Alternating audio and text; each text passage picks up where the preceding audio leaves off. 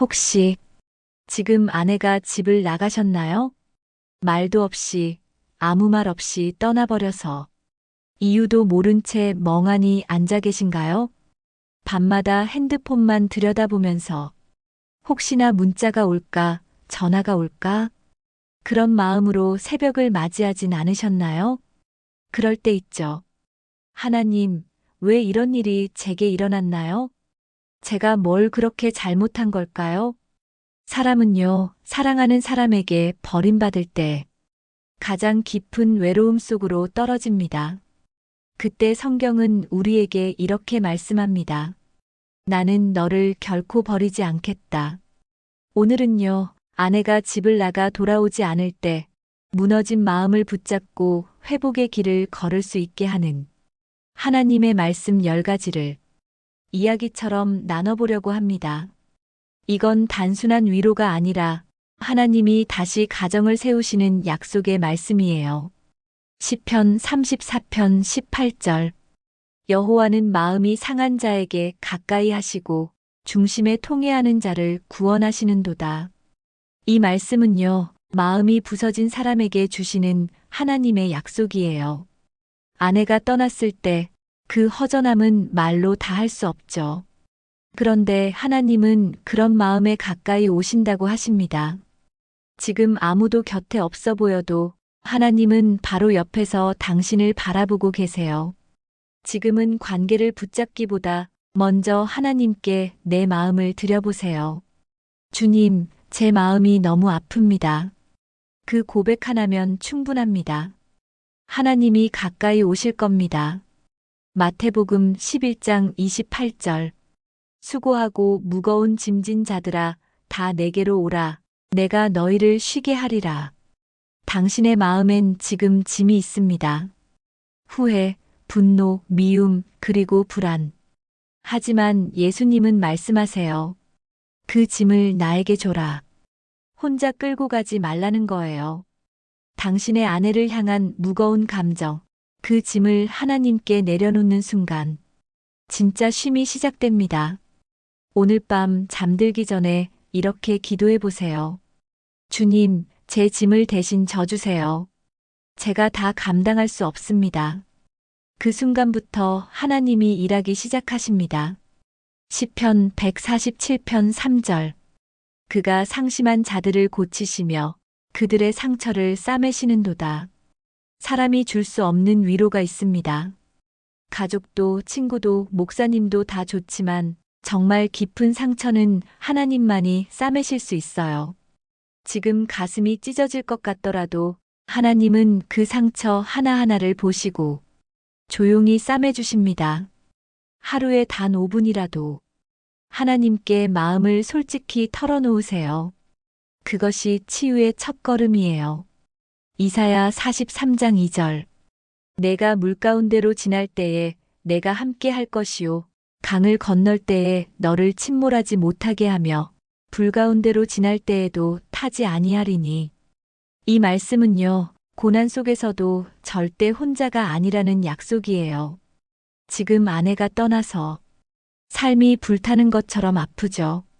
그런데 하나님은 말씀하십니다. 그 불 속에서도 내가 너와 함께 있다. 상황이 변하지 않아도 하나님이 함께 하신다는 걸 계속 입으로 선포해 보세요. 그 말이 당신을 붙잡아 줄 겁니다. 호세아 2장 14절. 그러므로 보라, 내가 그를 타일러 거친 들로 데리고 가서 말로 위로하고. 호세아의 이야기는 아내가 떠난 남편에게 하나님이 보여준 회복의 사랑이에요. 하나님은 떠난 자를 탓하기보다 먼저 위로하십니다. 그리고 관계를 회복시키십니다. 아내를 정죄하기보다 먼저 하나님께서 주시는 부드러운 마음을 구해보세요. 그 마음이 있을 때 하나님은 놀라운 방식으로 관계를 만지십니다. 시편 55편 22절. 내 짐을 여호와께 맡기라.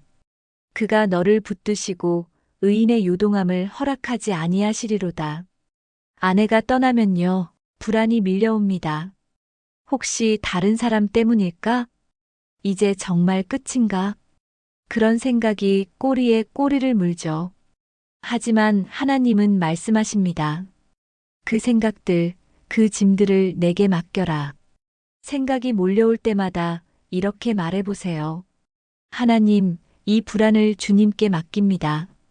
그 순간 하나님은 마음의 중심을 다시 세워주십니다. 로마서 8장 26절.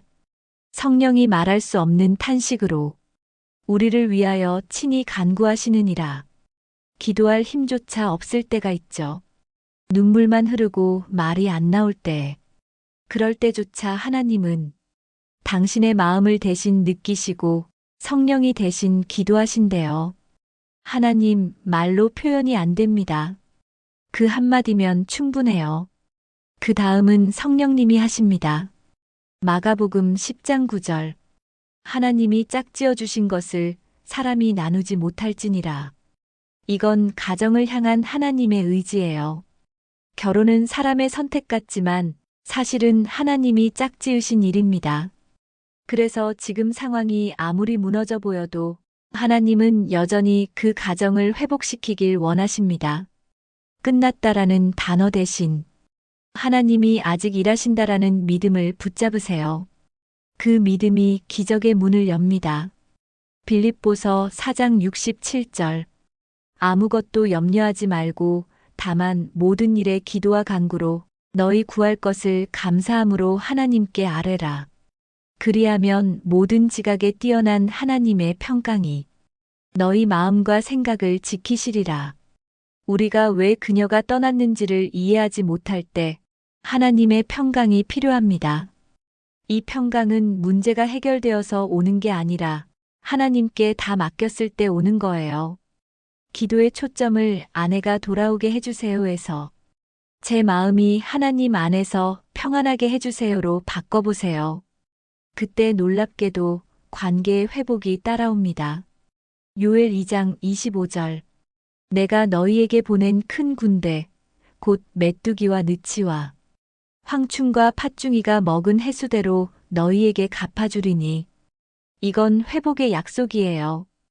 잃어버린 세월, 깨어진 마음, 떠나간 관계. 하나님은 그것까지 회복시키겠다고 하십니다. 돌아오지 않는다는 생각에 절망하지 마세요. 하나님은 잃은 것보다 더 큰 회복을 준비하고 계십니다. 혹시 지금 이 영상을 보며 눈물이 나시나요? 그럼 괜찮습니다. 그건 당신이 아직 사랑하고 있다는 증거예요. 그리고 아직 믿음이 남아있다는 증거이기도 합니다. 하나님은 무너진 마음에서부터 새 일을 시작하십니다. 아내를 향한 그 그리움조차 하나님이 사용하십니다. 이렇게 기도해 보세요. 하나님, 지금 제 가정이 무너졌습니다. 아내가 떠나버렸고 제 마음이 너무 아픕니다. 하지만 주님, 이 상황 속에서도 주님이 일하심을 믿습니다. 제가 먼저 변화되게 하시고 아내의 마음도 주님의 손으로 만져주세요. 우리 가정이 주님 안에서 회복되게 해주세요. 예수님의 이름으로 기도드립니다. 아멘. 지금 당장 아내가 돌아오지 않아도 하나님은 여전히 일하고 계십니다. 그리고 그 일의 중심에는 당신이 있습니다. 지금은 기다림의 시간 같지만 하나님은 그 기다림 속에서 당신의 마음을 새롭게 빚고 계십니다. 그러니 오늘은 이렇게 믿어보세요. 하나님, 제 가정은 아직 끝나지 않았습니다. 그 믿음이 바로 회복의 첫걸음입니다. 하나님은 무너진 가정을 다시 세우시는 분입니다. 지금의 이 눈물이 내일의 회복을 준비하고 있습니다. 오늘이 하나님이 당신의 가정을 다시 일으키시는 첫날이 되길 바랍니다. 구독과 좋아요로 함께 믿음의 여정을 걸어가요.